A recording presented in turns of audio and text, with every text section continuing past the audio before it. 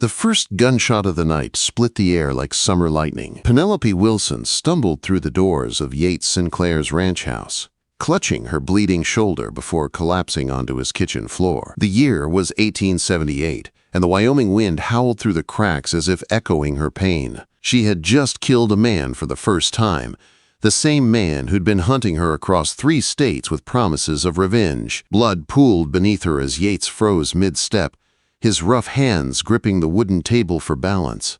His 2 children stood behind him, 8-year-old Emily, eyes wide with terror, and 10-year-old Thomas clutching a wooden horse their late mother had carved before the sickness took her. "Help me," Penelope whispered, her voice trembling. Her golden brown hair had fallen loose, streaked with dust and fear. "Please." Yates didn't hesitate. With the steadiness of a man who'd faced storms and loss alike, he lifted her from the floor. His calloused hands were gentle, despite their strength. "Thomas, fetch some clean rags," he ordered. "Emily, bring water." Quote, he carried Penelope to the spare bedroom, a room that had been untouched since his wife Sarah died 3 years before. As he laid her down, the smell of gunpowder and rain lingered in the air. "Papa, who is she?" Thomas asked softly. "Someone who needs our help," Yates replied, his voice low and firm. Outside, hoofbeats thundered briefly, then faded. Penelope's eyes shot open in panic. "They're looking for me," she gasped. "No one's taking you anywhere," Yates said, gripping his rifle as if to make it true. He cleaned her wound by lamplight, the bullet having passed clean through her shoulder. The bleeding slowed beneath his steady hands. Her breath came shallow and quick, but soon exhaustion claimed her. That night, Yates sat beside her bed, rifle resting across his lap. In the flickering light, he studied her face, sharp yet delicate, scarred but beautiful in a way that came from survival rather than vanity. There was a faint scar above her eyebrow and calluses on her palms that spoke of hard work, not privilege. When dawn came, the prairie was wrapped in mist. Penelope woke with a fever, her lips dry, muttering in her sleep about a man named Victor and begging someone named Clara to run. Yates sent Thomas to ride for Dr. Bennett, the old surgeon in town. By the time the doctor arrived, Penelope's fever had broken, leaving her pale but conscious. She tried to sit up as Yates entered, his tall frame filling the doorway. "You should rest," he said quietly. "I need to earn my keep," she answered, her voice hoarse but steady. "And your children need a proper meal." Before Yates could argue, she rose from the bed. Every movement made her wince, but determination carried her to the kitchen. She found flour, eggs, and herbs near the window. Simple ingredients, yet enough for something decent. Within an hour, the cabin was filled with the smell of baking biscuits and coffee, strong enough to wake the dead. Emily stared wide-eyed at her plate. "It tastes like when Mama was here," she whispered, tears welling up. Yates said nothing, but his throat tightened as he watched his children eat with genuine joy for the first time in years. When Dr. Bennett examined Penelope, he shook his head in mild disbelief. "You're lucky, Miss Wilson," he said. "Bullet passed clean through. Keep it clean, and you'll live to tell the tale." He adjusted his spectacles and looked at her closely. "Would you care to explain how you came by this injury?" Penelope's hands twisted in her lap. "I was engaged to a man named Victor Chambers back in Missouri. He was charming at first, but I discovered he wasn't the man he claimed to be.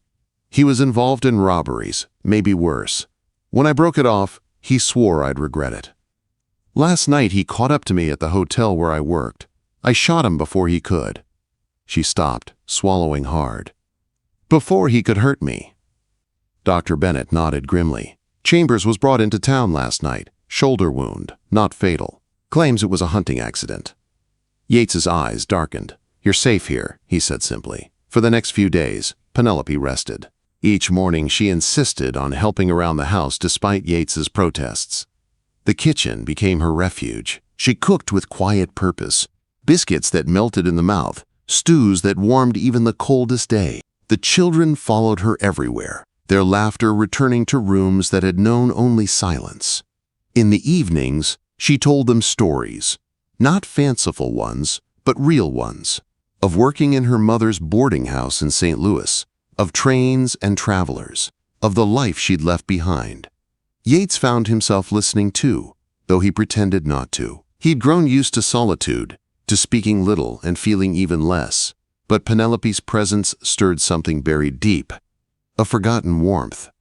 On the fourth day, he returned from the fields to find her outside, hanging laundry with Emily's help. The sunlight caught in their hair as they laughed, a sight so simple yet so foreign that Yates stopped and just watched. "You should be resting," he said, dismounting. "I've rested enough," Penelope replied, smiling faintly. "And your daughter is an excellent helper." Emily grinned up at her father. "She taught me how to pin the sheets so they don't wrinkle." Quote, that night, when the children were asleep, Yates found Penelope sitting on the porch, staring up at the stars. "I should leave soon," she said softly without turning. "Victor won't stop looking for me." "Where will you go?" Quote, "West, maybe California, somewhere no one knows my name." Yates was silent for a long time. "The children will miss your cooking," he said finally. Penelope smiled sadly. "Then I'll leave them my recipes." He turned toward her, his face half in shadow. "Stay," he said suddenly, "at least until you're healed. I can pay you as a cook, and the ranch could use another set of hands." Her eyes met his in the moonlight. "Are you sure?" Quote, "You brought life back into this house," Yates said quietly. "That's payment enough." For the first time in years, Penelope allowed herself to feel safe. She looked toward the dark horizon where danger still lurked, and then back at the man who had opened his door to her without question. "Then I'll stay," she said. And as the wind swept softly through the prairie grass, the woman who had run from everything found herself, at last, in the one place she hadn't expected. Home. The days on the Sinclair ranch passed in a quiet rhythm that neither Yates nor Penelope had expected. Spring melted into early summer, the Wyoming hills turning green again after long months of brown dust and wind. Penelope's wound healed well, leaving only a thin scar across her shoulder, a mark that she came to wear like a badge of survival. She rose before dawn each day, her movements steady and sure, filling the house with the scent of coffee and frying bread by the time Yates and the children stirred. Emily and Thomas grew attached to her in ways that warmed Yates's heart and frightened him in equal measure. He'd already lost one woman who made his home bright. He wasn't sure he could bear losing another. But Penelope showed no signs of leaving. She worked hard, her laughter returning to the house like sunlight after rain. She scolded the children gently, praised them often, and managed to do more in one day than Yates had managed in weeks. In return, he found himself wanting to linger in his own kitchen, something he hadn't done since Sarah died. One evening, after supper, Penelope was kneading bread dough when Yates came in from the barn, dust clinging to his shirt. He paused, watching her work. Her sleeves were rolled up, and a loose strand of hair had fallen across her cheek. "You make it look easy," he said quietly. Penelope smiled without looking up. "That's because I've been doing it since I was tall enough to reach the counter. My mother always said a good loaf of bread can cure most troubles." "Think it could cure mine?" "Depends what your troubles are," she said lightly. "If it's hunger, then yes. If it's something deeper, well, maybe 2 loaves. Yates chuckled, a sound so rare that Penelope stopped kneading and turned to look at him. For a moment, neither spoke. The air between them was filled with something unspoken yet undeniable. That same night, while she was cleaning up, Yates joined her at the table, his face thoughtful. "You don't have to stay forever," he said. "If you ever feel like moving on, I'll understand." Penelope paused, her hands in the dishwater. "And if I don't feel like moving on?" He met her gaze. "Then you're welcome, as long as you want to be." Before she could reply, a distant sound broke the moment, the rumble of horses on the road. Yates's expression darkened instantly. He grabbed his rifle and moved toward the door. Penelope's heart tightened as she followed him outside. 3 riders were passing on the trail below the ranch. They didn't stop, but one of them turned his head toward the house before spurring his horse faster. Even at that distance, Penelope recognized the silhouette. Victor Chambers. Her stomach dropped. He's found me. Yates gripped the rifle tighter. Then, he's found the wrong ranch. The riders disappeared into the darkening horizon, but neither Yates nor Penelope could shake the unease that lingered long after. The next morning, Sheriff Miller rode up to the Sinclair ranch. His horse was lathered, and his hat hung low over his eyes. "Morning, Yates," he greeted. "Heard some strangers came through town last night. One of been asking questions about a woman named Penelope Wilson." Penelope froze where she stood on the porch. "I told him I hadn't seen her," the sheriff continued, "but he didn't seem convinced. Man like that, he's trouble." Yates nodded grimly. "We'll keep watch. Appreciate the warning." After the sheriff rode off, Penelope turned to Yates. "I should go. If he's this close, I can't risk you or the children." Yates's jaw tightened. "No, you're not running anymore. Not while I'm here." "But—" "Penelope." His tone left no room for argument. "He doesn't scare me, and he's not setting foot on this land without a fight." That night, while Yates and the children slept, Penelope sat by the window, staring out into the moonlit fields. She could see the faint outline of the corral, the barn, the open expanse of land that stretched for miles. This place had become her refuge, but she knew how quickly it could all be destroyed. She thought of Victor's threats, his charming voice that hid cruelty beneath its surface. He would come for her. It was only a matter of time. The next few days were tense. Yates doubled his watch at night and kept his rifle close during the day. The children sensed the unease, but didn't understand its cause. Penelope did her best to keep life normal for them, teaching Emily to bake biscuits, helping Thomas with his reading, pretending everything was fine. One afternoon, Yates returned from town carrying an envelope. "Letter for you?" he said quietly. Her stomach clenched as she took it. The handwriting was elegant, familiar, and it made her blood run cold. She unfolded the paper with trembling hands. "My dearest Penelope, did you think you could vanish forever? You belong with me, and I intend to collect what's mine. I forgive your little outburst. The bullet was unfortunate, but we'll consider it settled when you return. Otherwise, I may be forced to settle matters another way with your cowboy friend and his children. Yours truly, Victor Chambers." Penelope's knees went weak. Yates caught her as the paper slipped from her hand. He read the letter, his jaw tightening with every word. "He's not bluffing," she whispered. "He's done worse to others." Yates's voice was calm but dangerous. "Then he's chosen the wrong family to threaten." The following morning, Yates rode into town with the letter. He showed it to Sheriff Miller, but the lawman frowned. "It's ugly, but it ain't exactly a threat by law," he said reluctantly. "No judge will issue a warrant on this. Chambers is clever that way." "Then the law's useless," Yates said, fury in his voice. "Not useless," the sheriff replied. "Just slow. I'll wire nearby towns. Maybe someone else is looking for him." When Yates returned to the ranch, he found Penelope in the kitchen, baking pies for the children. Her hands moved automatically, but her face was pale. "Chambers won't win," Yates said firmly. "Not this time." Quote.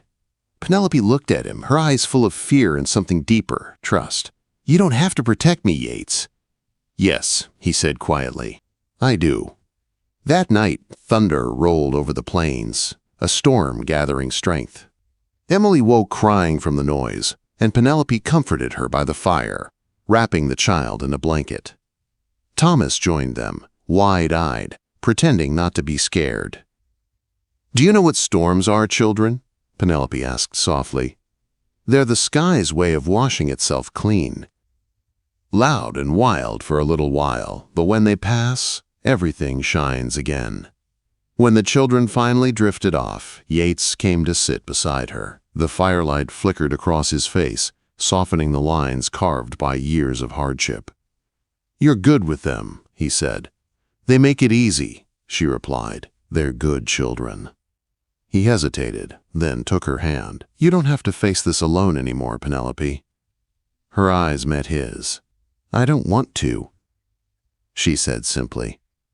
The storm raged outside, but inside the little house there was peace. In the days that followed, life settled again, though the shadow of danger never fully left. Then came July 4th, the town's annual celebration. Penelope convinced Yates to take the children into Silverdale for the festivities. "They deserve a normal day," she said. "We all do." The town square was full of laughter and music. Banners fluttered, children ran with ribbons, and for a few hours it felt like the world was whole again. Until she heard his voice. "Penelope!" Her blood turned to ice. Victor Chambers stood at the edge of the crowd, dressed finely as ever, his smile sharp as broken glass. Sheriff Miller was nearby, already stepping between them, but Victor's voice carried. "That woman," he declared loudly, "is my fiancée. She shot me and ran away. I'm only here to bring her home." Murmurs rippled through the crowd. Yates stepped forward, placing himself between Victor and Penelope. "That's far enough," Yates said evenly. "This doesn't concern you, Cowboy," Victor sneered. "She's mine." "She's my wife's cook," Yates shot back, his tone hard. "And she's under my protection." Victor's smile faded. "You think you can stand between me and what's mine?" "I don't think," Yates said, his hand resting on his revolver. "I know." The sheriff's voice broke through the tension. "Mr. Chambers, this is a family celebration. You can leave now or spend the night in my jail." Victor's eyes flickered with fury. He tipped his hat toward Penelope. "You'll see me soon, darling." One way or another. He turned and walked away, leaving the crowd whispering. Back at the ranch that evening, Penelope was quiet, the children sensing her unease. When they were asleep, she sat with Yates in the kitchen, a lamp burning low between them. "He'll never stop," she said. "As long as he's alive, he'll keep coming." "Then maybe it's time he met someone who won't run," Yates replied. Penelope looked at him, tears glinting in her eyes. "You don't understand. He doesn't just want me back. He wants to own me." "Then we'll change the story," Yates said, leaning forward. "We make it so he can't claim you in any way." Her breath caught. "What do you mean?" "Marry me," he said simply, "not for protection. Because you belong here, with me, with the children, in this home you brought back to life." For a long moment, Penelope didn't speak. Then she nodded once, her voice barely above a whisper. "Yes." "Tomorrow?" Yates asked. "Tomorrow?" she agreed. The next morning dawned bright and still, the kind of Wyoming morning that made even the hardest life feel full of promise. Yates hitched the wagon before sunrise while Penelope prepared breakfast, fresh biscuits, ham, and hot coffee that filled the kitchen with warmth. The children, half awake, watched their father button his cleanest shirt, whispering excitedly when Penelope appeared wearing her best blue calico dress. "Where are we going?" Emily asked, rubbing her eyes. "To town," Yates said, his tone calm but steady, "to see Reverend Collins." Penelope's hands trembled slightly as she set a jar of preserves on the table. She looked at the man who had given her a home, and the children who had given her a reason to smile again. There was fear in her heart, yes, but more than that, there was certainty. They arrived in Silverdale just as the church bells began to ring. Reverend Collins, a kindly man with white hair and a gentle voice, met them at the door. He raised an eyebrow when Yates said, "We'd like to be married, Reverend, today." "Today?" the Reverend repeated, surprised. "Well, love doesn't always wait on schedules, does it?" He smiled kindly at Penelope. "Do you have witnesses?" Thomas and Emily raised their hands immediately. "That'll do," the Reverend chuckled. The ceremony was simple and quiet. Penelope's heart raced as she repeated the vows, her voice trembling when she promised to love, honor, and cherish. When Reverend Collins pronounced them husband and wife, Yates leaned forward and kissed her gently. It wasn't the kiss of strangers. It was the sealing of something already real, already built through fire, trust, and small daily acts of care. "Does this mean you're our new ma?" Emily asked, her voice hopeful. Penelope knelt down and took the girl's hand. "Only if you want me to be, quote." Emily grinned and threw her arms around her. "I do." Thomas, more serious, gave a small nod. "Pa smiles more since you came," he said. "That's good enough for me."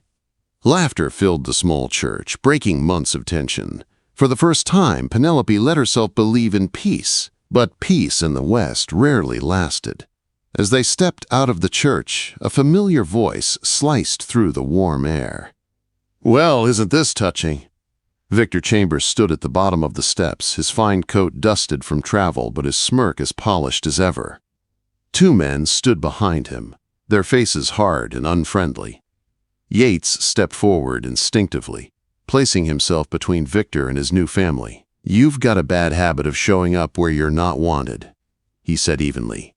Victor's eyes gleamed. "And you've got a bad habit of claiming what's mine." "A hasty wedding doesn't erase what happened between us, Penelope." "Nothing happened between us worth remembering," Penelope replied, her voice steady even as her pulse raced.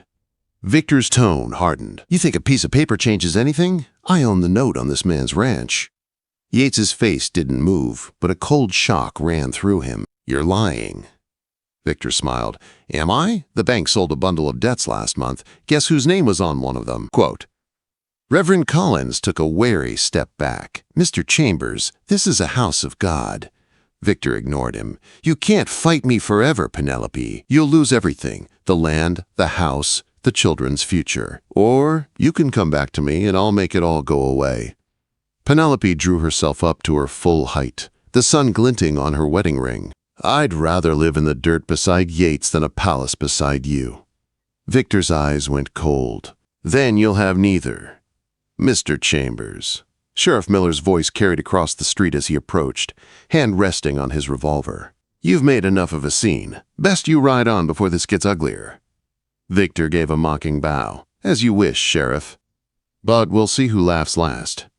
He laughed, but the damage was done. That night, after the children were asleep, Penelope and Yates sat in the kitchen, the lamplight flickering across their worried faces.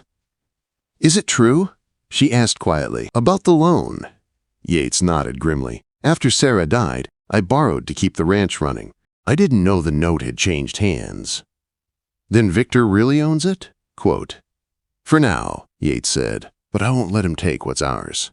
The next morning, he rode into town to meet Judge Harmon and Sheriff Miller. By evening, he returned with hope in his eyes. They filed an injunction, quote. He told Penelope, "Victor can't touch the ranch until the court reviews his purchase. We bought some time." Days turned into a tense waiting game. Victor lingered in Silverdale, spreading lies about Penelope and threatening to foreclose. But slowly, the tide began to turn. The sheriff gathered evidence, letters from Missouri, witness statements, bank ledgers, all proving Victor's dealings were steeped in fraud. Then, one September morning, everything came to a head. Penelope was alone at the ranch when she heard horses. 4 riders approached, Victor among them. She stepped onto the porch, rifle in hand, her heart steady. "Good morning, Mrs. Sinclair," Victor called mockingly. "I've come to collect what's mine." "You're trespassing," she said. "Turn around while you still can." Victor smiled cruelly. "Courage looks good on you, Penelope. Shame it's wasted on a losing battle." Before she could reply, hoofbeats thundered again from the road. Sheriff Miller and his deputies galloped into the yard, Yates right behind them. "That'll be far enough, Chambers," the sheriff said, pulling a document from his coat. "Court's ruled. Your purchase is null and void. Bought with stolen funds. The ranch stays with the Sinclairs." Victor's smirk faltered. "You can't prove." "Oh, we can," Miller said calmly. "And Missouri wants you for fraud, extortion, and attempted murder. You're under arrest." Victor's face twisted with fury. "You think this ends with a piece of paper?" Penelope stepped forward, her rifle leveled. "No, Victor. It ends with me." For a long moment, no one moved. Then, slowly, Victor dropped his gun belt to the ground. "You'll regret this," he spat. "I already did," she said, "once." The sheriff's men hauled him away. As the dust settled, Yates took Penelope's hand, his relief showing in every line of his face. "It's over," he said softly. "Maybe for good this time," she whispered. In the weeks that followed, life returned to normal. Only now, it was better. The injunction cleared. The ranch thrived again. Penelope managed the kitchen and garden, Yates rebuilt the fences, and laughter filled the house. That winter, the air was cold, but the home was warm. On Christmas Eve, Penelope placed a loaf of bread in the oven, the same way she had that first morning she'd cooked for them. The smell brought everyone into the kitchen. Yates, the children, even Dr. Bennett visiting from town. As the fire crackled and snow fell outside, Yates slipped an arm around her waist. "Do you ever miss the city?" he asked softly. Penelope smiled up at him. "Not for a second. Everything I ever needed is right here." Quote, "In the cradle near the fire, a newborn baby slept soundly. Sarah Hope Sinclair, their daughter, born that summer." Penelope looked around the table, at the man who had saved her, the children who had become hers, and the life she'd built from the ashes of her fear. "I came here running from my past," she said quietly, "but I found my future in your kitchen." Yates kissed her forehead. "And you're never leaving it again." Outside, snow blanketed the fields in white, covering the old scars of the land, just as love had covered the wounds of their hearts. And inside the Sinclair ranch, with warmth, laughter, and the smell of baking bread filling the air, Penelope finally had what she'd never dared to dream of. Not just safety, not just love, but home.